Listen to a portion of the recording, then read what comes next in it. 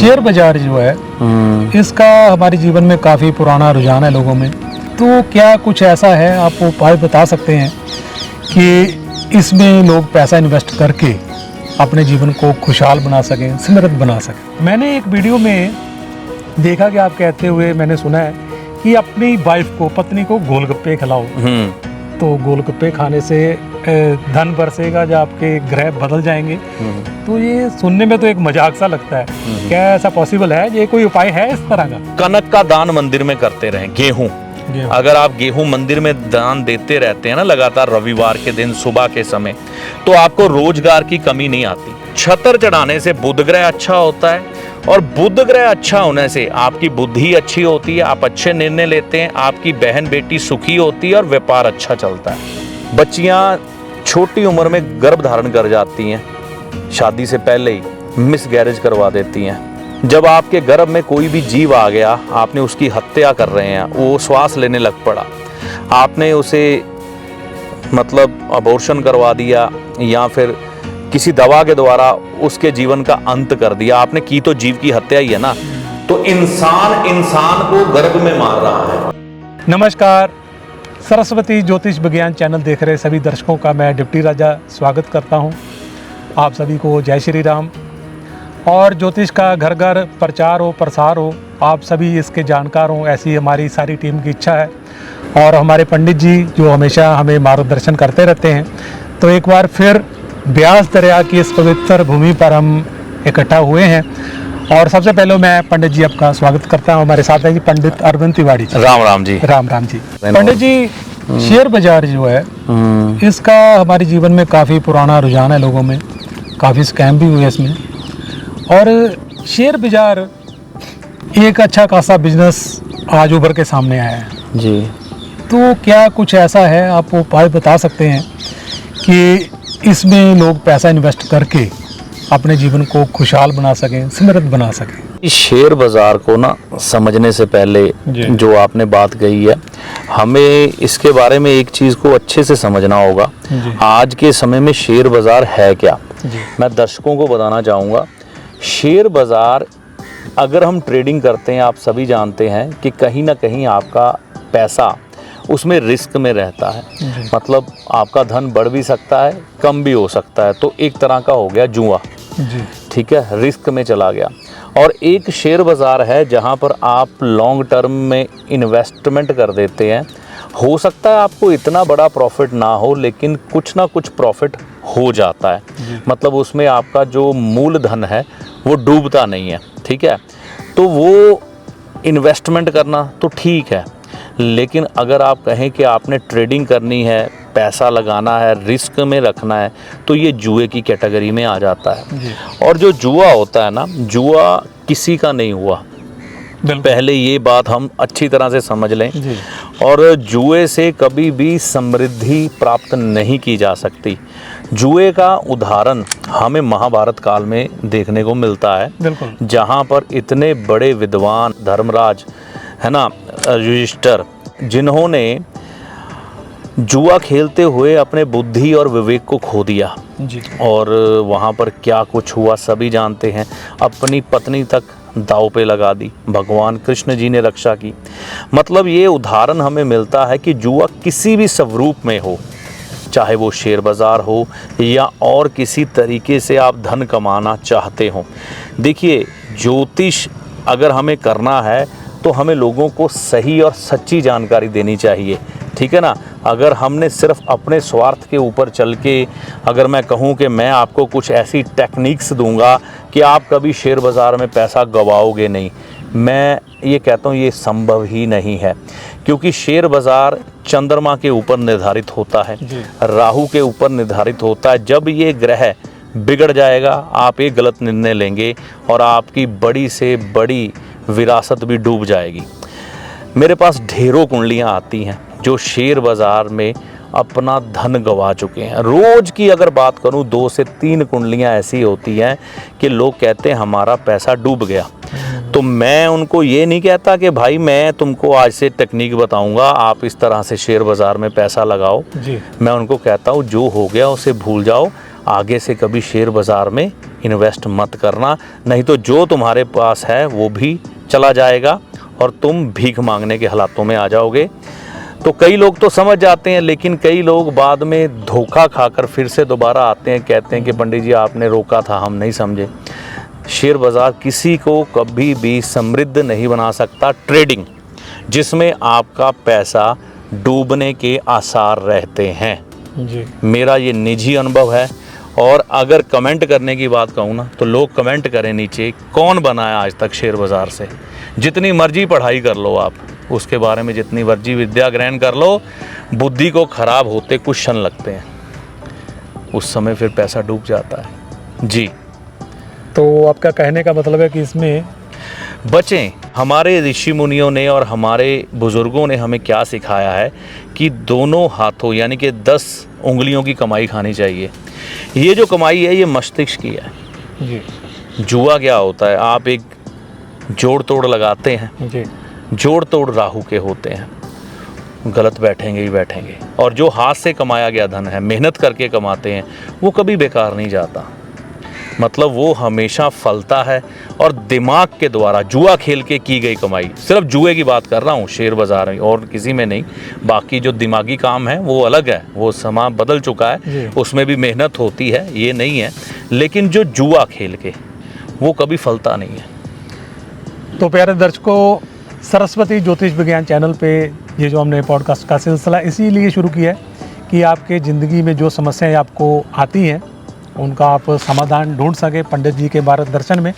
तो आपका इतना ही फ़र्ज बनता है कि आप इस चैनल को सब्सक्राइब करें, शेयर करें, लाइक करें, ताकि ये जानकारी और लोगों तक भी पहुंचे। तो पंडित जी, मैं आपकी वीडियो तकरीबन देखता रहता हूं, क्योंकि मुझे भी ज्योतिष का इच्छा रहती है कुछ जानने की। तो मैंने एक वीडियो में देखा कि आप कहते हुए मैंने सुना है कि अपनी वाइफ को, पत्नी को गोलगप्पे खिलाओ, तो गोलगप्पे खाने से धन बरसेगा, जब आपके ग्रह बदल जाएंगे। तो ये सुनने में तो एक मजाक सा लगता है, क्या ऐसा पॉसिबल है? ये कोई उपाय है इस तरह का? जी, ये वीडियो सबसे पहले मैंने ही बनाया था, उसके बाद इसमें ना कई लोगों ने कॉपी करके इसके वीडियो बनाए। जी जी। देखिए, मैंने ये कहा था उस वीडियो में, गोलगप्पे की तो बात हुई थी, साथ में ना उन दिनों शायद करवा चौथ था जी। तो मैं अपनी धर्मपत्नी जी को लेके बाज़ार गया था, उनके साथ उनको शॉपिंग करवाई। शॉपिंग करवाने के बाद उनको गोलगप्पे खिलाए जी। तो यहाँ पर क्या है, जो आपकी धर्मपत्नी है वो है शुक्र जी। ठीक है, समझे हम इसको पूरे लॉजिक से। जी। और जो शुक्र ग्रह है उसकी देवी है लक्ष्मी। जी बिल्कुल। ठीक है, जब आप अपनी धर्मपत्नी को प्रसन्न करते हैं किसी भी तरह से, मतलब उसको उसके मन पसंद की चीज़ लेके देते हैं, कपड़ा, गहना, खाने पीने में सबसे ज़्यादा जो महिलाएं हैं उन्हें गोलगप्पे पसंद आते हैं। जी जी। ठीक है ना, आजकल तो पुरुष महिलाओं से ज़्यादा खा रहे हैं, लेकिन औरतों को गोलगप्पे बहुत पसंद आते हैं। जी। तो गोलगप्पा क्या हम गिनते हैं, एक तो मसालेदार होता है, मसाला जो होता है ये राहु के अंतर्गत आता है, और उसमें थोड़ी खटाई होती है। खटाई जो होती है वो केतु ग्रह की होती है। तो खाने में महिलाओं को खट्टी चीज़ अच्छी लगती है।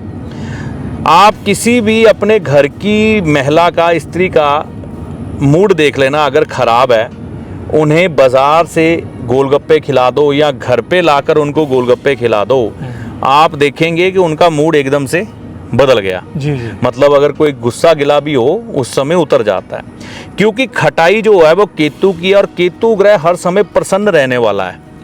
तो जैसे ही हम धर्मपत्नी को, धर्मपत्नी शुक्र है, शुक्र 2 ग्रहों को मिलके बना है, एक है राहु एक है केतु। हम उसमें से जब खर्चा करके आते हैं, मतलब उसको कोई वस्त्र ले दिया, तो राहु की शांति हो गई कि मैंने इंजॉयमेंट के लिए अपना कपड़ा ले लिया, सुंदरता के लिए ले लिया। और जब खाने में हमने खटाई दे दी तो केतु दे दिया। तो जैसे ही उन्होंने गोलगप्पे खाए, मन प्रसन्न हुआ। और क्या असर आता है, व्यक्ति जो भी नौकरी करता है या फिर अपना काम धंधा है, उसका अगला दिन बड़ा अच्छा जाता है। मतलब जब शुक्र कम प्रसन्न होता है तो शुक्र सप्तम भाव का भी कारक है। सप्तम भाव जो है आपके रोजमर्रा के जो आवागमन है ना धन की, उसको दर्शाता है, लक्ष्मी है। तो लक्ष्मी का प्रवाह बढ़ जाता है।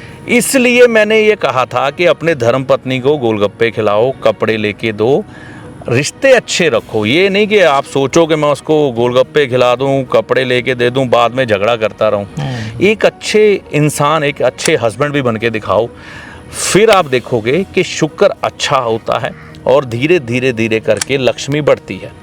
और जिन लोगों के आपसी संबंध पति पत्नी के अच्छे हैं ना, उस घर में कभी धन की कमी नहीं आती। ये सच है। गोलगप्पे खिलाने से आपकी धर्मपत्नी खुश होती है और फिर धन का प्रवाह बढ़ता है। तो पंडित जी, उमस गर्मी ये कब तक खत्म होगी वैसे? देखिए ये तो मौसम का एक क्रम है जी। आपको मालूम है, जैसे ही सितंबर बीत जाएगा, भाद्रपद बीत जाएगा और उसके बाद अपने आप सावन भादो ऐसे ही व्यतीत होगा। बस ये सारी गणना की हुई है जी, ये समय के साथ खत्म हो जानी सितंबर के बाद। ऐसे पंडित जी ने कहा गोलगप्पे खिलाने वाली बात, यानी कि अपनी वाइफ को खुश रखना। ये नहीं कि अगर उसका मूड नहीं भी गोलगप्पे खाने का तो उसको जबरदस्ती खिलवाओ कि नहीं मेरे पे धन बरसेगा। नहीं मतलब ये है कि वाइफ को खुश रखना है। बिल्कुल। देखिए ये नहीं कि गोलगप्पे खिलाने का बोल दिया तो आप रोज गोलगप्पे लेके चले हैं। जी। सप्ताह में एक बार। देखिए आप अच्छे से क्वालिटी टाइम स्पेंड करेंगे, आपका जीवन साथी खुश होगा तो शुक्र अपने आप हर्षित होगा, लक्ष्मी बरसेगी। जैसे पत्नी को खुश रखना, वैसे ही बच्चों के साथ समय स्पेंड करना, उनके साथ समय बिताना ये तो जरूरी है, जो कि आजकल बहुत मुश्किल काम हो चुका है। बिजनेस है, लोगों का टाइम नहीं है, तो बच्चों के साथ टाइम बिताना, जब उनके साथ खेलना, इससे भी कोई अच्छा ग्रह होता है, ऐसा मैंने कुछ सुना था, कुछ ऐसा है। देखिए सबसे बड़ी चीज़ क्या है, सबसे पहले कोई व्यक्ति अपने बच्चों के साथ समय बिताता है, अगर उसका केतु ग्रह, अगर तो लड़का है केतु ग्रह अच्छा होता है, और अगर लड़की है तो बुध ग्रह अच्छा होता है जी। हम मोबाइल में रील देखते हैं, एक देखते हैं निकल जाती, दूसरी देखते हैं निकल जाती, इतना ज्ञान भरा पड़ा है इंटरनेट पे, लेकिन क्या हमें कुछ याद रहता है? कभी याद नहीं रहता। तो हमने समझना है मूल क्या है। मूल आपका एक अच्छा परिवार है, धर्मपत्नी, बच्चे और धन। जब आपका केतु ग्रह अच्छा होता है, आप अपने बच्चों के साथ थोड़ा सा समय जाकर बिताते हैं, तो केतु ग्रह अच्छा होने का क्या मतलब है कि जीवन में आपको ऊंचाइयां मिलती हैं। केतु झंडा है, केतु आपके नाम का ब्रांड है, तो वो आपका नाम उतना ही बढ़ता है जब आप अपनी पारिवारिक जिम्मेवारी निभाते हैं। मान लो किसी का नाम नहीं बढ़ा, उसने अपने परिवार के साथ समय बिताया, लेकिन वो एक सब्र और संतोष की ज़िंदगी जीता है। मन में कभी भी ऐसी बेसब्री नहीं आती कि मैंने ज़िंदगी में कुछ किया नहीं, वो फिर भी खुश रहता है। तो बेटे के साथ खेलने से केतु ग्रह बढ़ता है और बेटी के साथ खेलने से बुध ग्रह। अगर आप व्यापारी हैं तो आपका बुध ग्रह अच्छा होता है। आप दिमाग से काम करने वाले हैं, चाहे नौकरी करते हैं, तो आपका बुध ग्रह अच्छा होता है। आपकी कम्युनिकेशन अच्छी होती है, आप लोगों से बेहतर तरीके से संबंध स्थापित करके चालाकी से एक अपना काम निकलवा कर दुनिया से अपना एक नाम स्थापित करते हैं और जीवन में खुशियां प्राप्त करते हैं। और आपका परिवार, आपके बच्चे भी आपसे प्रसन्न रहते हैं, जो कि बुध ग्रह बेटी और केतु आपका बेटा आपके साथ प्रसन्न है। तो जिसका परिवार प्रसन्न है उसके लिए सब कुछ उसको मिल ही गया। जी। तो पंडित जी एक सवाल, मैं गुस्ताखी माफ़, थोड़ा अलग सा है जी। केतु ग्रह जो आपने बताया कि झंडा ध्वज अपने घर पे भी हम लगाते हैं जी, तो इसको लगाने का क्या तरीका है? क्योंकि मैं कोई इधर उधर से बातें सुन के भी ना फिर आपसे क्लियर कर लेना चाहता हूँ। तो कहते भी घर में कोई ऐसी चीज़, बांस नहीं रखना चाहिए घर पे, क्योंकि बांस गीला हो जाता है, तो गीले बांस को घर पे नहीं रखना चाहिए। तो झंडा में लगाया जाए तो किस पे लगाया जाए? जी देखिए, झंडा बिना डंडे के तो लगेगा नहीं जी। बांस जो है ना, बांस अंदर से खोखला होता है, गीला हो जाता है, ये आपकी बात बिल्कुल ठीक है जी। लेकिन जो बांस के अंदर का खोखलापन है वो राहु का होता है जी। तो राहु पर झंडा तो नहीं लगाना चाहिए। झंडा जिस डंडे पे लगाना चाहिए ना, जैसे आपने देखा होगा कपड़े लिपटे आते हैं, कई बारीक बारीक से डंडे होते हैं, थान लिपटे होते हैं ना, जी जी, वैसा डंडा आप ले सकते हैं जो अंदर से खोखला ना हो, जो खोखला ना हो, है ना, वैसे डंडे पर आप झंडा लगाइए, वो सबसे उत्तम है। और झंडा लगाने के साथ साथ झंडे की देख रेख करनी भी ज़रूरी है कि वह झंडा फट ना जाए। ये भी ध्यान रखना है। जी। मतलब अच्छे से लगाएं, और झंडा छत पर लगाना है तो पूरी उसकी देख रेख करनी ही पड़ती है। लोहे की पाइपें भी लगा सकते हैं? देखिए, लोहे की जगह पहले लोहे की पाइपें नहीं थी, जी। ज़्यादातर डंडे ही हुआ करते थे, लेकिन आज समय बदल गया। लेकिन लोहे की पाइप आप सॉलिड ढूंढेंगे, मुश्किल हो जाएगा, जो अंदर से खोखली ना हो। खोखली ना हो। तो यहाँ पर खोखली पाइप होगी तो उसमें बुध भी आ जाएगा, जी। ठीक है ना, और राहु भी आ जाएगा, तो उसमें तो नहीं लगाना चाहिए। इसीलिए पंडित जी हमेशा कहते हैं जी कोई भी उपाय वगैरह करो तो अपने गुरुजनों से, जिससे आप टेवा दिखाते हैं, उनसे जरूर एक बार डिस्कस करें। क्यों जी, ठीक है ना? बिल्कुल जी। उसमें पता क्या होगा, आपने मान लीजिए किसी खोखली पाइप में झंडा लगा दिया, जी। तो आपका केतु अब बुध के अंतर्गत चला गया, और बुध और केतु आपस में शत्रु है, तो केतु अच्छा होने की बजाय खराब हो जाएगा। जी। शुक्रिया। तो पंडित जी, समस्याओं को लेकर ही हम आपसे बात करना चाहते हैं हमेशा जी। और एक बहुत बड़ी बुराई हमारे समाज में रही है, आजकल भी है, भ्रूण हत्या। ज़्यादातर कन्या भ्रूण हत्या ही होती है। जी। और ये नहीं कह सकते कि अनजाने में हो रही, जानबूझ के होती है। इसके पाप के साथ साथ गुनाह भी है। जी। सरकार ने इसका एक कानून भी बनाया हुआ है कि जी। नहीं, ऐसा करना पाप है। जो अगर कोई इंसान करता है इस तरह का पाप, तो उसका जीवन क्या बर्बाद होना पक्का है? डिप्टी जी, ये बहुत बड़ा प्रश्न आपने उठा दिया है। जी। ये प्रश्न ऐसा है कि शायद इसका जवाब कम शब्दों में देना उचित नहीं है, लेकिन फिर भी मैं दूंगा। अब देखो, आज के समय में हालात कुछ ऐसे बदल चुके हैं, बच्चे बच्चियां क्या कर रहे हैं क्या नहीं कर रहे हैं, कई बार माता पिता को मालूम नहीं है। उसका कारण है सामाजिक स्वतंत्रता ज़रूरी है, मैं इसका पक्षधर हूँ। समाज में लड़के और लड़की को समान अधिकार मिलने चाहिए, और बिल्कुल उनको अपना जीवन अपने ढंग से जीने की पूरी तरह से आज़ादी होनी चाहिए, लेकिन उन्हें मर्यादा कभी नहीं छोड़नी चाहिए। होता क्या है, बच्चे आज के समय में रिलेशनशिप में चले जाते हैं।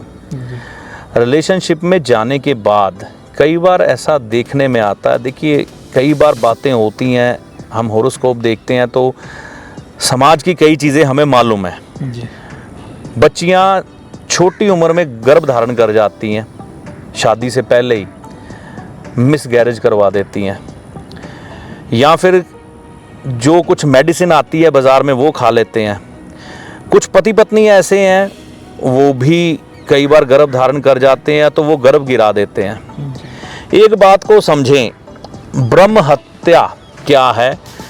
जब आपके गर्भ में कोई भी जीव आ गया, आपने उसकी हत्या कर रहे हैं, वो श्वास लेने लग पड़ा, आपने उसे मतलब अबॉर्शन करवा दिया, या फिर किसी दवा के द्वारा उसके जीवन का अंत कर दिया, आपने की तो जीव की हत्या ही है ना। तो इंसान को गर्भ में मार रहा है, ठीक है ना। और ये चीज़ ज्योतिष में कहीं पर मिलती नहीं है, लेकिन इसका ज्योतिष के कुछ मुख्य ग्रंथों में वर्णन आता है, ब्रह्म हत्या। ब्रह्म हत्या मतलब ब्रह्म के बनाए हुए जीव की हत्या करना, जो आपकी कुंडली में एक ऐसा दोष उत्पन्न करता है जिसके बाद आप उठ नहीं पाते। इसी वजह से मैं देख रहा हूँ कि ये जो समय बीत रहा है, कुछ समय से लोग बर्बाद हो रहे हैं लगातार। मतलब उनकी प्रॉपर्टियाँ बिक रही हैं, उनके घर में सुख समृद्धि नहीं है, बच्चे किसी तरह से उनका साथ नहीं दे पा रहे, और जीवन नरकमय बन रहा है, क्योंकि पिछले काफ़ी समय से ये सब चीज़ें हुई हैं।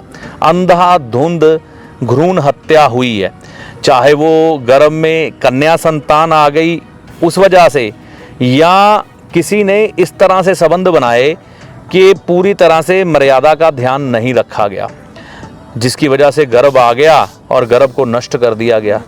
तो अपने किए हुए पाप को लोग भूल जाते हैं, और कई तो लोग हमें ये बताते हैं कि बहुत बहुत ज़्यादा ही गर्भपात करवा दिए हैं उन्होंने। तो ऐसे लोगों का कहाँ भला होगा? उनको कौन सा पश्चाताप, कौन सा जोशी करवाएगा, किस तरह का करवाएगा? और जिसने भ्रूण हत्या कर दी है, क्या वो कभी उठ पाएगा? जब ये चीज़ें हावी होगी, एक जीव गर्भ में आकर श्वास लेनी शुरू कर दी, आपने उसका कत्ल कर दिया, उसकी आत्मा कहाँ है? आप पितरों की बात करते हैं ना, जो आपके पेट में आकर एक बार श्वास ले चुका है तो वो आपका पितर तो बन ही गया। आपने उसका कत्ल कर दिया।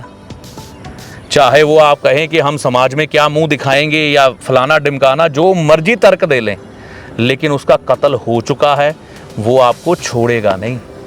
वो पितरों की श्रेणी, अब मान लो शादी नहीं हुई अगर किसी की, उसका गर्भपात हुआ है ना, तो वो किस श्रेणी में, वो पितरों की श्रेणी में भी नहीं आया।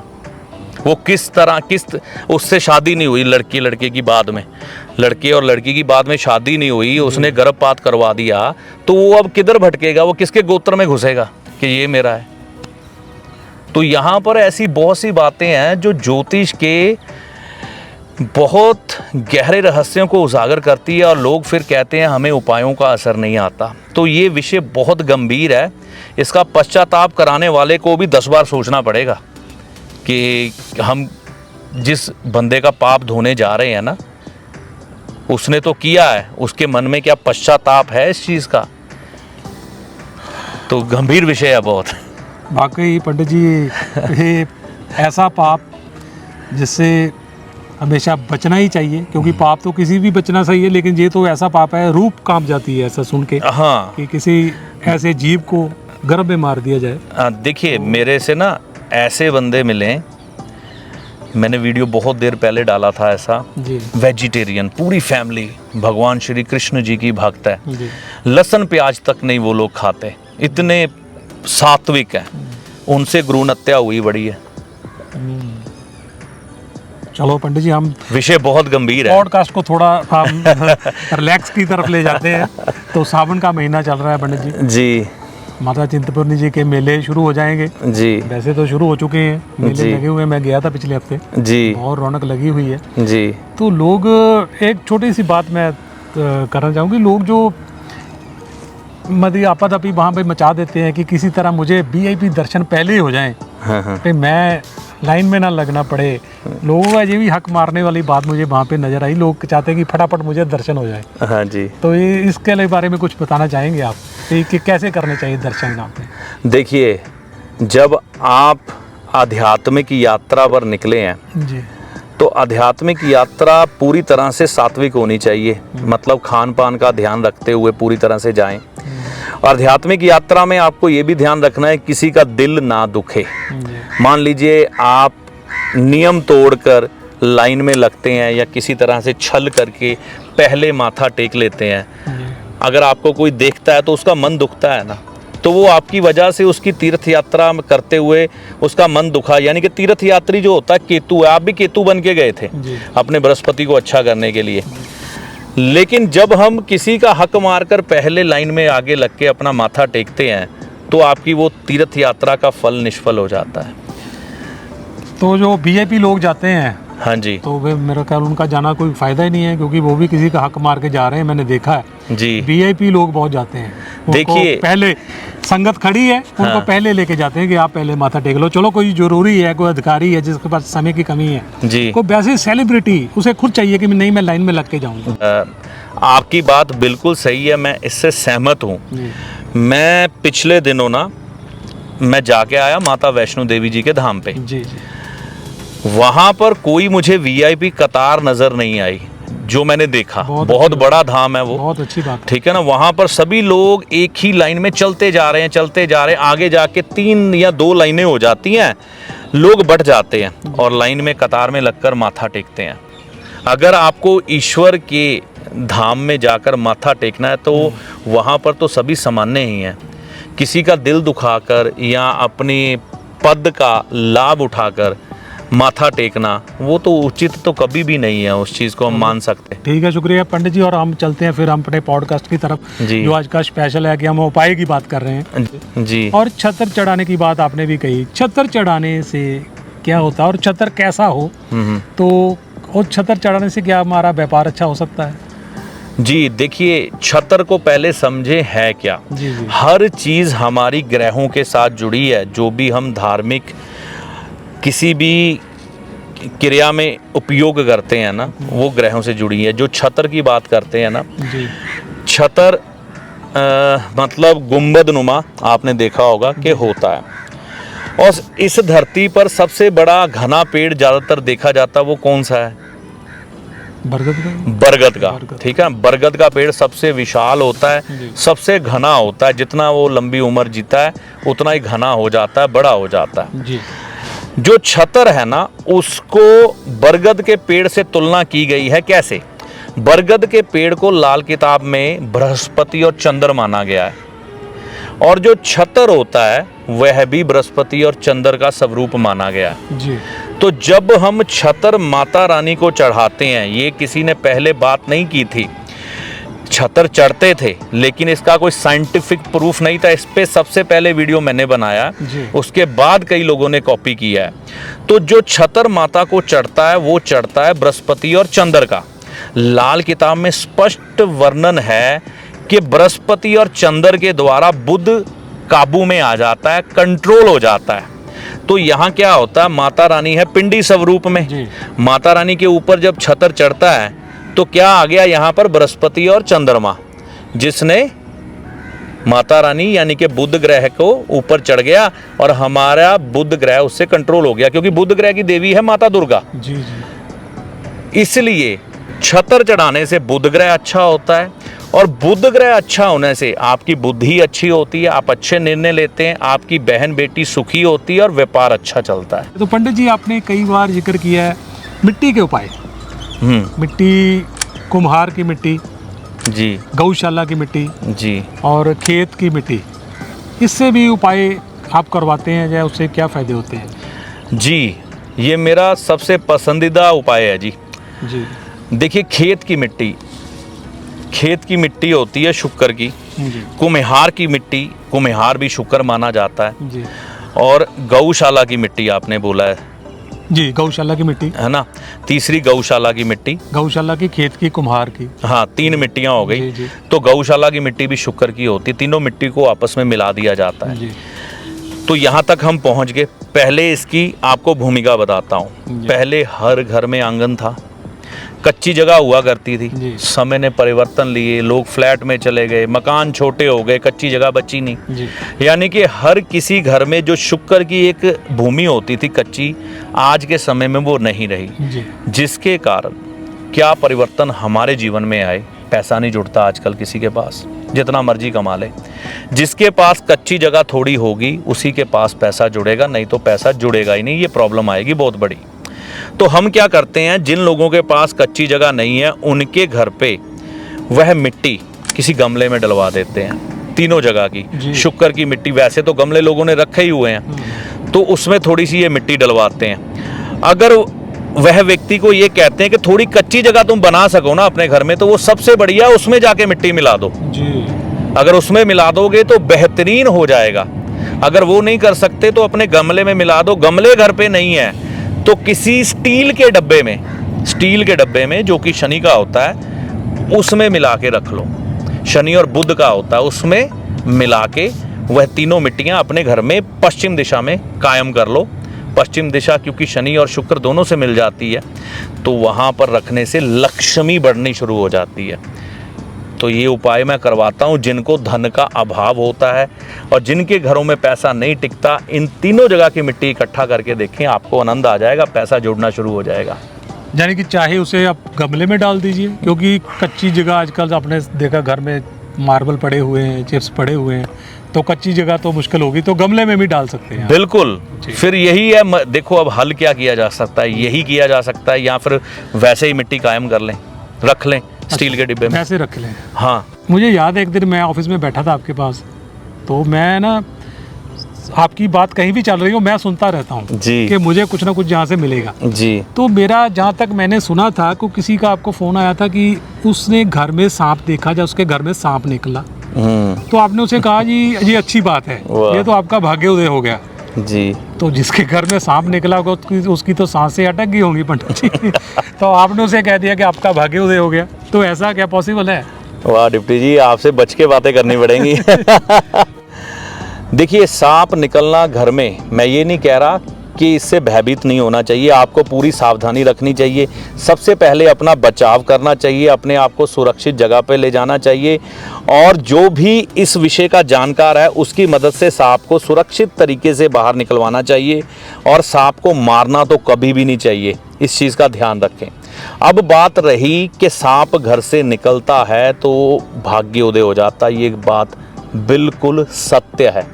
जिसके घर से सांप निकलता है उस घर में कभी भी धन की कमी नहीं आती। अगर वह परिवार लंबे समय से आर्थिक तंगी झेल रहा है, परेशानियां झेल रहा है, अगर उसके घर से सांप निकल आता है और वह सांप जीवित आप जंगल में छोड़ आते हैं, जो भी सांप पकड़ने वाले लोग हैं उनकी मदद से, फॉरेस्ट डिपार्टमेंट की मदद से, तो आप यकीन मानिए कि 1 साल के अंदर अंदर आपका भाग्य बिल्कुल यू टर्न मार जाएगा। आप अगर आज बहुत बुरे हालात में हैं तो धन की तंगी खत्म होती हुई दिखाई देगी, और सांप वहीं पर निकलता है जहां पर भाग्य उदय होने वाला हो। वैसे किसी घर से सांप जल्दी से नहीं निकलता जी। तो ये भाग्य से जोड़कर देख सकते हैं, और सांप घर से निकलने का मतलब बिल्कुल सही है कि आपके घर में अब लक्ष्मी आने वाली है। बहुत शुक्रिया पंडित जी, आपकी एक एक बात हमारे लिए कीमती होती है। हमारी कोशिश रहती है कि आपसे ज़्यादा से ज़्यादा ज्ञान ले सकें। और अब मैं ज़्यादा समय न लेते हुए जल्दी से पूछना चाहूँगा कि एक ऐसा आसान सा उपाय, लोगों की नौकरी व्यापार अच्छा चले, हम जैसे कलाकारों की कलाकारी भी चले। देखिए, चाहे व्यापार हो, नौकरी हो या कलाकारी हो, इन चीज़ों के पीछे मूल वजह क्या है? एक तो व्यक्ति पर्याप्त धन कमाए जिसके साथ उसका आजीविका बढ़िया तरीके से चलती रहे, उसका नाम अच्छा बने, लोग उसे पहचाने जाने, उसकी नाम शोहरत हो, बड़ा नाम बने, ठीक है ना। ये 2 मुख्य वजह हैं। तो धन की बात आती है तो जो भी हम काम धंधा करते हैं उससे हमें प्रचुर धन मिले, उसके लिए क्या करना चाहिए? आपको अपने घर में चावल कायम करके ज़रूर रखने चाहिए। मतलब साबुत चावल खरीदें, बासमती बढ़िया वाले जी। वह खरीद कर आप अपने घर में कायम कर दें। ऐसा करने से क्या होगा? चंद्रमा जो कि धन के कारक हैं आपके घर में कायम हो जाते हैं। वैसे भी लक्ष्मी के साथ चावल जोड़ के देखे जाते हैं। तो यहाँ पर चावल घर में रखने से आपका धन बढ़ने लग पड़ता है धीरे धीरे करके, ठीक है। और ये चावल कोशिश ये करें, मैं तो ये कहता हूँ सबको, महीने में 1 किलो चावल खरीदो, अपने घर में रख दो। 12 लिफाफे 1-1 किलो के इकट्ठे हो गए, उनमें से एक निकालो, उसको घर में यूज़ करो, फिर से एक नया खरीद के रख दो। पुराने चावल वैसे भी अच्छे हाँ, अच्छे होते हैं। जी, जी। तो इससे क्या होगा? चंद्रमा का एक आना जाना आपके घर में लगा रहेगा, ठीक है ना। उससे आपका धन बढ़ेगा। दूसरा, अपने रिजक और रोजगार के साथ साथ आप अपना नाम बढ़ाना चाहते हैं। रिजक भी सूर्य से साथ देखा जाता है और रोजगार भी सूर्य, और नेम फेम भी सूर्य के साथ। मैंने पहले भी कहा था कि कनक का दान मंदिर में करते रहें। गेहूं, अगर आप गेहूं मंदिर में दान देते रहते हैं ना लगातार, रविवार के दिन सुबह के समय, तो आपको रोजगार की कमी नहीं आती। और किसी सुयोग्य विद्वान से ये जानकर माणिक्य धारण करें। पंडित जी, चावल की बात चली तो चावल और दूध का एक उपाय भी आप बताते हैं कि ये भी करने से अच्छा रहता है। देखिए, हाँ, जिनका चंद्रमा 6ठे और अष्टम भाव में है उनको दूध और पानी का दान नहीं करना है, नहीं करना चाहिए। बाकी व्यक्ति कर सकते हैं जी। ठीक है। तो अगर आपको मालूम है ठीक है, नहीं तो किसी विद्वान से जान ले। अगर दूध और पानी और चावल का दान हम धर्म स्थान में करते रहते हैं, भगवान शिव पर इसीलिए दूध सबसे ज़्यादा चढ़ाया जाता है, अभिषेक किया जाता है उनका। क्यों किया जाता है? क्योंकि वो धन देने वाले देवता हैं जी। तो जो व्यक्ति भगवान शिव पर निरंतर दूध चढ़ाता रहता है उसके जीवन में धन की कमी नहीं आती, लेकिन अपने ग्रहों की जानकारी के अनुसार। और चावल भी वहाँ पर अर्पण करके आए भगवान शिव को, शिवलिंग पे चढ़ा के भी आए। हाँ। और वैसे भी वहाँ पे हाँ अर्पण करें। इसीलिए मैं दूध और चावल का उपाय ज़्यादातर लोगों को करवाता हूँ कि उनके जीवन में धन की कमी ना आए। एक धन पर्याप्त होगा तो 100 समस्याएं हट जाती हैं व्यक्ति के दिमाग से। बिल्कुल। अगर धन नहीं होगा तो एक छोटी सी समस्या भी विकराल बन जाती है। बिल्कुल बिल्कुल। हमारे पिताजी कहा करते थे जी, अद्धा दुख पैसे ना कट जाता जिदे को पैसे हैगे उन्हें बड़े तो बड़ा दुख भी छोटा लगता है। बाकी तो परमात्मा ने दुख दूर करने जी। पूरा तो नाम उन्हीं का है जी। तो पंडित जी, ऐश प्रस्ती अच्छी वाली जी, अच्छी वाली ऐश प्रस्ती, मैं पता नहीं लफ्ज सही यूज कर रहा हूँ कि नहीं जी। तो सुख ऐश प्रस्ती भोगे आदमी, ऐसा कोई उपाय बता दीजिए हमें आखिर में। आपका काफ़ी समय आज हमने ले लिया। देखिए, ऐश परस्ती जो अच्छे वाली है वो देने वाला केतु ग्रह है। जी। केतु के अलावा कोई भी जिंदगी में आपको पारिवारिक मौज मस्ती नहीं दे सकता। मैं वो गंदी मौज मस्ती की बात ना कभी करता हूँ, ना मैं उसका पक्षधर हूँ जी। पारिवारिक मौज मस्ती, पारिवारिक आनंद लेने के लिए आप जितना केतु ग्रह को प्रबल करेंगे, भगवान गणेश की आराधना करेंगे, भगवान गणेश के मंदिर में चने की दाल चढ़ाएंगे, माता लक्ष्मी जी की आराधना करेंगे, उतना आपके जीवन में अच्छी ऐश परस्ती अपने परिवार के साथ बढ़ेगी। और गौ माता की सेवा साथ में करें। ज़रूर। तो पंडित जी आपका बहुत बहुत शुक्रिया, और हमारे साथ जितने भी जुड़े हुए हैं हमारे पारिवारिक सदस्य सरस्वती ज्योतिष विज्ञान चैनल के जरिए, आप सभी से मैं यही विनती करता हूं कि आप इस चैनल को ज़्यादा से ज़्यादा सब्सक्राइब करें, लाइक करें, शेयर करें। क्यों बताएंगे पंडित जी? देखिए, हमारा मकसद सिर्फ एक है, भ्रमित करने वाले वीडियो हम नहीं बनाना चाहते। जी। ज्योतिष की जो सच्ची जानकारी है, जो मूल है ज्योतिष का, वह आप जानें और वह जानकर अपना जीवन सुखद बनाएं। ये बहुत ज़रूरी है, ये मैं मुख्य तौर पर कहूँगा। इस कारण आप हमारे चैनल को, अगर आपको अच्छा लगता है तो सब्सक्राइब करें। शुक्रिया पंडित जी। जय श्री राम। जय श्री राम जी, जय माता दी।